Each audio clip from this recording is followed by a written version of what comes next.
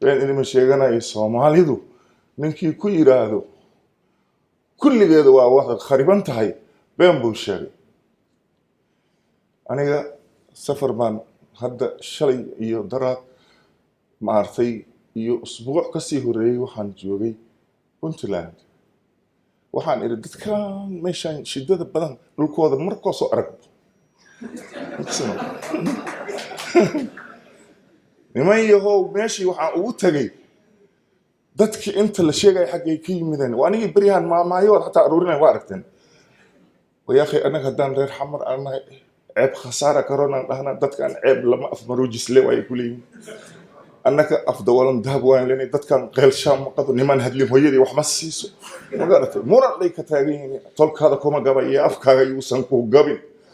aniga waxaan laa xagga markaad tagtid murankii adiga aad bilowda qoraxday kugu dhacaysa waxaan aragnay dadkii oo dadkaba waxa iyaga ay habka iyaga ay kugula dhaqmayaan iyo xadaaradda iyo dadnimada iyo qadarinta iyo soo dhaweynta iyo dadnimada jacaylka adiga laftirkaaga aad xiisanaysid war meeshan jaamacad kale ma ku taala aan iyada tii kal noo sheegay tu kasii doonaan u jeednaa ummadda ilaahay abuuray qolo waliba sida iska dhigto ya nin fowda loo dhalay ma jirto inuu weligiisa uu ahaado inuu dhible uu ka taliyo ma gartay al-insaanu ibnu al-bi'a laakiin waxa waaye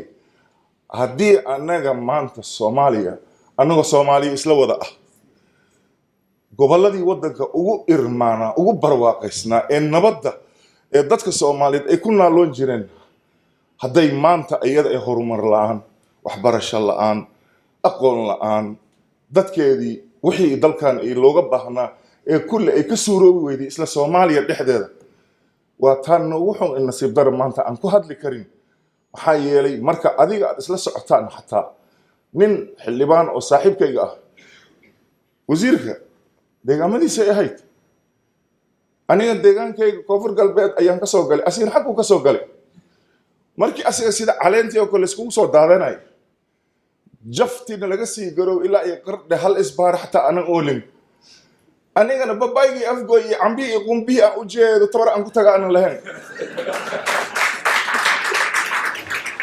ilaa aan kugu dhaarish hal dowlad isla sheegan karnaa